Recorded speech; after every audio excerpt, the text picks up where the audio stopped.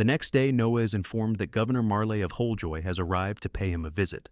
And since Holjoy is one of the most promising regions, he immediately agrees to the meeting and instructs the maids to let him in. Marley enters the meeting room and greets him formally, but Noah waves off the rigid courtesies and tells him to sit, preferring to get straight to the matter at hand. They last met about a year and a half ago, shortly after Marley assumed his post as governor of Holjoy, and with that in mind, Noah directly asks how the region has been faring. He recalls that Marley was given an Imperial directive to oversee flood prevention, yet the troubled look on the man's face makes it clear that things are far from under control. Holjoy is a wealthy agricultural province that runs along a winding river, fertile and productive during calm seasons, but prone to severe flooding whenever the waters rise, which is precisely why the Emperor ordered financial support for disaster prevention. Marley admits that despite those orders, he has been unable to make any progress, explaining that the primary obstacle is the finance minister, Maverick, who repeatedly delays the release of funds with weak and evasive excuses. The moment Noah hears this, his expression darkens. Recognizing the stench of corruption and mismanagement, he tells Marley to accompany him so they can confront the minister directly. Not long after, Noah meets Maverick over lunch, and the man is exactly as unpleasant as Noah expects, attempting to smooth things over with hollow praise before Noah cuts him off and demands to know why the money needed to address the flooding of Holjoy has not been released. Maverick maintains a calm facade and claims he has a legitimate reason, but Noah interrupts him sharply and warns him not to mistake youth for weakness, reminding him that disrespect toward royalty is still punishable by death. The warning unsettles Maverick, who hastily explains that after last year's flood, Holjoy was granted a tax exemption by Imperial decree, and he assumed the province could use the saved tax money to handle the damage themselves.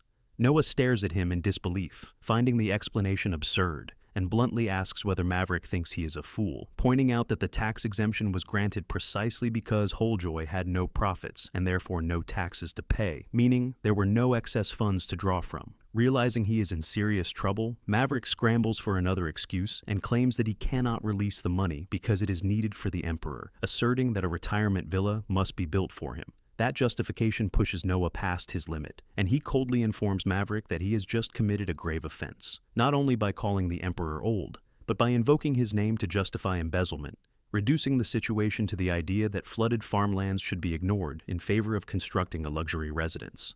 Maverick immediately drops to his knees and begs for forgiveness, fully aware of the severity of his mistake, but Noah tells him plainly that if he does not want the Emperor to hear every detail of this disgrace, he will release the funds at once.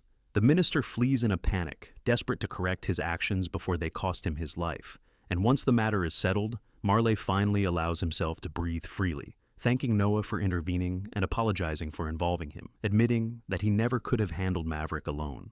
As Noah prepares to leave, a messenger arrives in haste with words that the Emperor has summoned him, a request that catches Noah off guard, since such a sudden call that usually signals something serious. Without delay, he heads for the Imperial Palace, where he greets his father, only to be told that formalities are unnecessary. The Emperor immediately congratulates him on how he handled Maverick, surprising Noah with how quickly the information has reached him, though he quickly remembers that the Emperor's network of intelligence is unmatched. Noah accepts the praise modestly, saying he merely did what he believed was right, yet the Emperor remains visibly impressed, remarking that it is no small feat for a 6-year-old to see through deception so easily. The Emperor then mentions that he has also heard about Noah mastering Leviathan in such a short time, acknowledging how dangerous the sword's power truly is, something Noah understands all too well, knowing that without intervention at the banquet, Leviathan could have annihilated everyone present.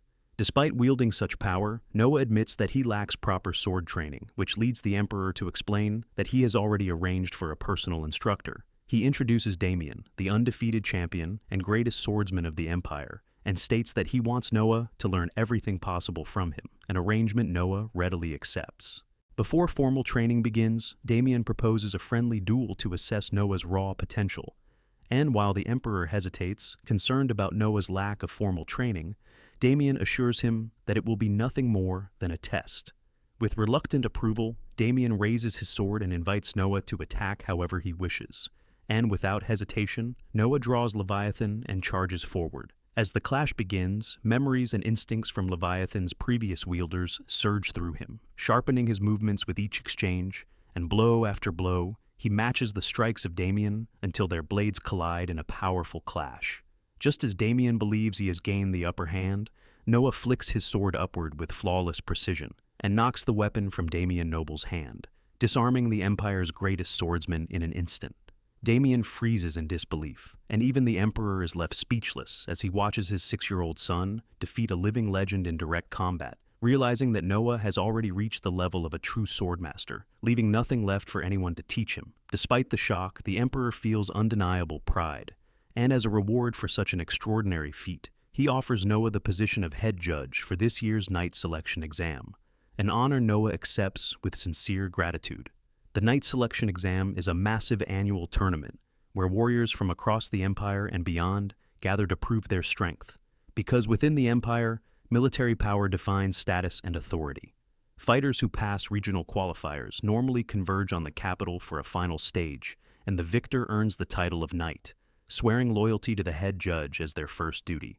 Knowing that his own power grows with each capable subordinate, Noah eagerly considers how the event might unfold, yet he quickly decides that the traditional structure is flawed. He requests permission from the Emperor to abolish the regional qualifiers entirely and host the entire tournament in the capital, explaining that he wants to personally witness every match, so no talented warrior is discarded simply because he is not present to intervene. The Emperor grants him full authority to run the tournament as he sees fit, and Noah immediately begins putting his plan into motion. Back at his residence, Noah asks Zoe whether her home village ever sends competitors to the Knight Selection exam, and she explains that they usually send only one person, and only after the entire village pools its resources in hopes that someone might gain recognition. Noah tells her that since the regional preliminaries are cancelled, her village may send as many candidates as they wish, though Zoe points out the real obstacle is money, as travel, lodging, and living expenses in the capital are far beyond what poor villages can afford. Noah refuses to let talent be wasted due to finances and decides on the spot that he will personally cover travel and lodging for all candidates this year, fully aware that housing such numbers would normally cost a fortune. He explains that he will purchase all vacant buildings in the area to house the participants. For food supplies, he plans to rely on his merchant connections to secure the best possible arrangements. To finalize the logistics, Noah brings Byron in and asks for a cost estimate, only to be stunned when Byron presents a figure far too low to be profitable.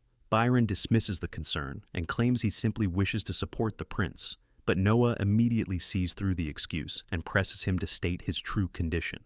Impressed by Noah's sharp understanding of business, Byron admits that he wants Noah's influence during the next Imperial Palace staff selection, enough to secure a position for one of his people so he can stay informed about internal affairs. Noah agrees to the deal, and in return, Byron swears full loyalty to Noah alone, granting Noah a noticeable boost in his stats. While reviewing his status afterward, Noah notices something troubling as his water magic rank has dropped by 1 level, a stat largely tied to the land he governs, signaling that something has gone wrong in Almria. He immediately reports this to the Emperor, who listens carefully and asks how Noah could know something like this, prompting Noah to give a vague explanation about sensing subtle signs over time. Satisfied for now, the Emperor reveals that a rebellion has broken out in Almria and asks whether Noah wishes to handle it personally, but after careful thought, Noah declines and recommends Henry instead, reasoning that his brother has far more experience dealing with military conflicts. Later that evening, Noah and Henry ride together in a carriage, and Henry questions whether Noah truly feels comfortable giving up such an opportunity, pointing out that a victory in battle could greatly elevate his status. Noah answers honestly, explaining that he does not believe himself strong enough yet to command troops in real combat and that even survival would likely come at the cost of soldiers' lives, a price he is unwilling to pay for a title. Suddenly, Leviathan warns him of hostile intent nearby, prompting Noah to order the carriage to stop before leaping out and drawing the attackers away from Henry. Moments later, powerful jets of water erupt from the ground and converge on him, but Noah raises his shield in time and blocks the assault without injury, then swiftly defeats the attackers with speed and precision that leaves no room for resistance. Henry watches in stunned silence as the rebels fall one after another, only lamenting that none were left alive for questioning until Noah calmly explains that he deliberately knocked them unconscious, allowing Henry to interrogate them later. From the information gathered, Noah learns that the rebellion in Almria is composed primarily of cavalry units, despite the region having no horse farms of its own, which means the rebels must be relying on supplies from neighboring territories. Acting immediately, Noah summons Byron and orders him to purchase every available stock of horse feed from the surrounding regions, knowing that without supplies, the rebels' mobility will collapse, making it far easier for Henry to crush the rebellion once and for all. And that is it for today. If you enjoyed this recap, please subscribe to the channel, hit the like button, and feel free to write whatever you want in the comments section. Thank you for watching.